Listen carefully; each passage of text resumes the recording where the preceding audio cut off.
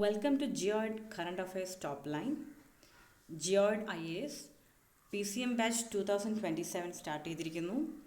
Serious ആസ്പിറൻസിന് join ചെയ്യാവുന്നതാണ്. വളരെ അഫോർഡബിൾ ആയിട്ട് നിങ്ങൾക്ക് ക്വാളിറ്റി ക്ലാസ്സസ് ലഭിക്കുന്നതാണ്. Let's start our topic. Ports of concern for India amidst US-Iran conflict. ഇപ്പോൾ മിഡിൽ ഈസ്റ്റിൽ മൊത്തത്തിൽ പ്രശ്നങ്ങളാണ് അല്ലേ, US ആൻഡ് ഇറാൻ ഇഷ്യൂ കാരണം. എന്താണ് ഇതിൻ്റെ ബാക്ക്ഗ്രൗണ്ട്? ഇത് 40 years മുന്നേ തുടങ്ങിയ കോൺഫ്ലിക്റ്റ് ആണ്.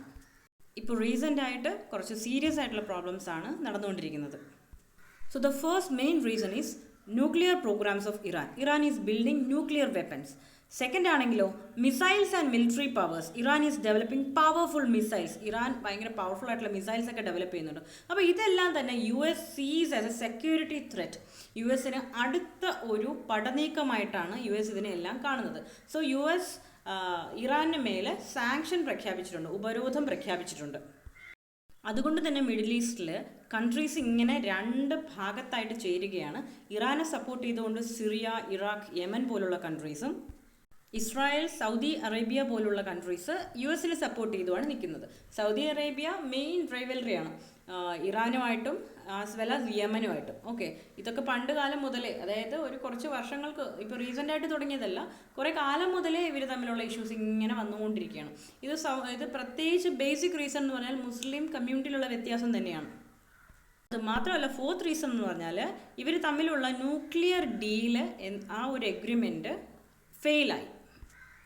Iran US nuclear agreement JCPOA 2015 nuclear deal fail ആയതും റീസെൻറ്റ് ടെൻഷൻസിന് കാരണമായിട്ടുണ്ട്.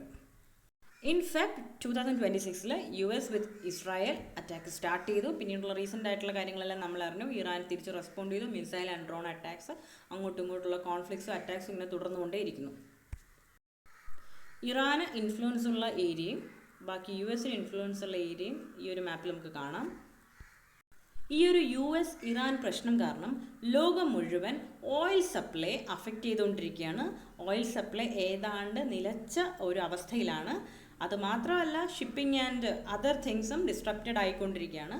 ഓയിൽ പ്രൈസ് വളരെയധികം കൂടിക്കൊണ്ടിരിക്കുകയാണ്. പ്രധാനമായിട്ടും സ്ട്രെയിറ്റ് ഓഫ് ഹോർമൂസിൽ കൂടെയുള്ള കപ്പലുകളുടെ സഞ്ചാരമാണ് നിലച്ചിരിക്കുന്നത്. ഈ സ്ട്രെയിറ്റ് ഓഫ് ഹോർമൂസ് എന്ന് പറഞ്ഞാൽ സ്ട്രാറ്റജിക്കലി വളരെയധികം ഇമ്പോർട്ടൻ്റ് ആയിട്ടുള്ള ഒരു സീ റൂട്ടാണ്. ഈ സീ റൂട്ടിൽ കൂടി കപ്പലുകളൊന്നും കടത്തി വിടാത്തൊരവസ്ഥയാണ് ഇപ്പോൾ ഉള്ളത്. ഇപ്പോൾ ഈ പിക്ചറിൽ ബ്ലൂവിൽ mark ചെയ്തിരിക്കുന്നതാണ് straight of Hormuz.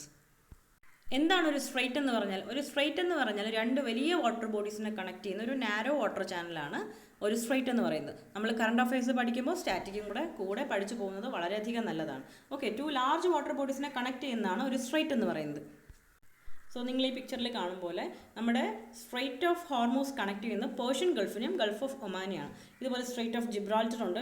Mediterranean സീയെയും Atlantic ഓഷനെയും തമ്മിൽ കണക്ട് ചെയ്യുന്നതാണ് സ്ട്രെയിറ്റ് ഓഫ് ജിബ്രാൾട്ടർ. ഇനി ഈ ഒരു US-Iran പ്രശ്നം എങ്ങനെയാണ് ഇന്ത്യ എഫക്റ്റ് ചെയ്യുന്നത് നോക്കാം. India depends on middle east oil. അപ്പോൾ നമ്മുടെ ഓയിൽ മുഴുവൻ വരുന്നത് മിഡിൽ ഈസ്റ്റിൽ നിന്നാണ്, നമുക്കെല്ലാം അറിയാമല്ലേ. അത് മാത്രമല്ല, projects like Chabahar port R affected. നമ്മൾ $120 million ചബഹാർ പോർട്ടിൻ്റെ ഡെവലപ്മെൻറ്റിനായിട്ട് ഇൻവെസ്റ്റ് ചെയ്തിട്ടുണ്ട്. സോ ആ ഒരു പദ്ധതിയും ഏതാണ്ട് നിലച്ച അവസ്ഥയിലാണ്. Trade Roots becomes risky. നമ്മുടെ കപ്പലുകളെല്ലാം 1-2 കടന്നു വരുന്നതിന് എത്ര റിസ്ക് എടുത്തിട്ടാണ് നമ്മൾ ന്യൂസിലെല്ലാം കാണുന്നുണ്ട് അല്ലേ.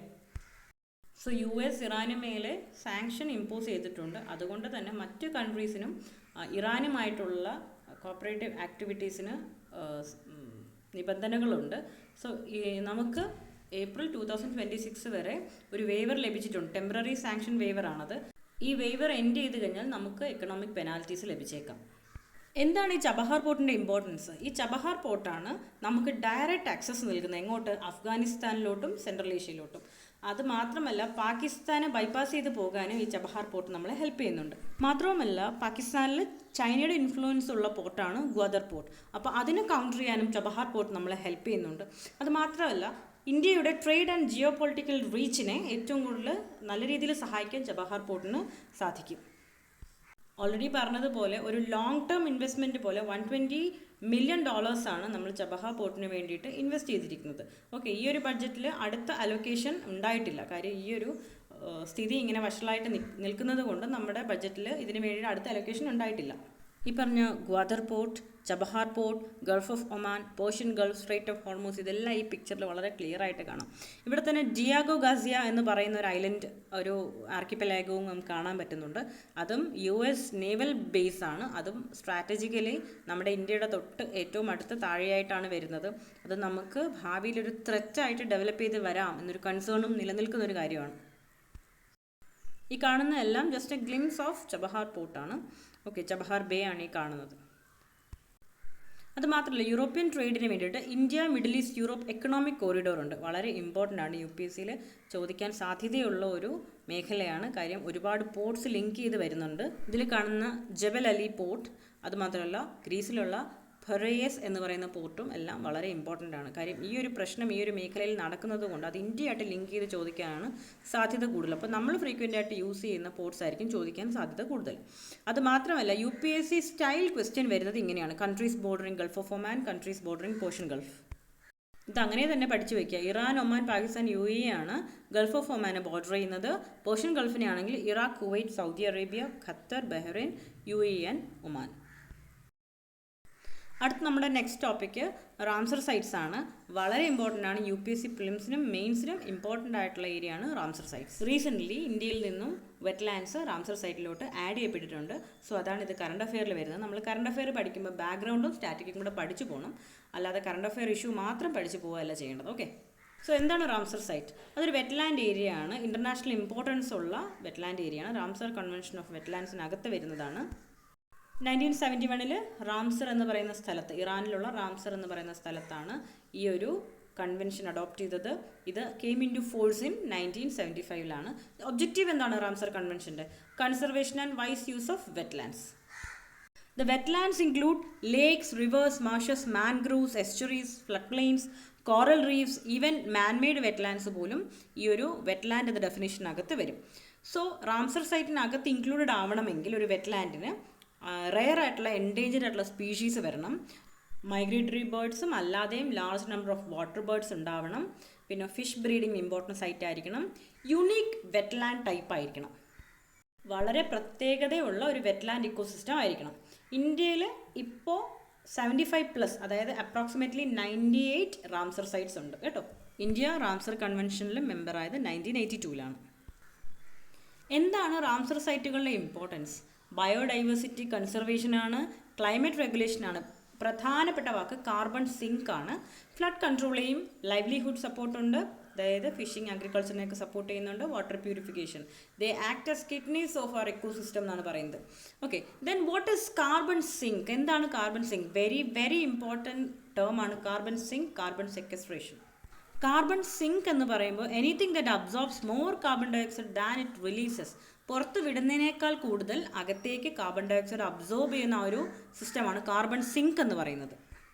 കാർബൺ സെക്വസ്ട്രേഷൻ എന്ന് പറഞ്ഞാൽ process of capturing and storing carbon dioxide for a long time. Glaciers പോലെ, നമ്മുടെ ആർട്ടിക്, അന്റാർട്ടിക് ഐസ്ബർഗ്സ് പോലെ ഇവരെല്ലാം കാർബൺ സെക്വസ്ട്രേറ്റ് ചെയ്തിരിക്കുകയാണ്. ഫോറസ്റ്റ് കാർബൺ സെക്വസ്ട്രേറ്റ് ചെയ്തിരിക്കുകയാണ്, അല്ലെ? കാർബൺ ഡയോക്സൈഡിനെ അബ്സോർബ് ചെയ്ത് സ്റ്റോർഡ് ഫോമാറ്റിൽ വെച്ചിരിക്കുകയാണ്.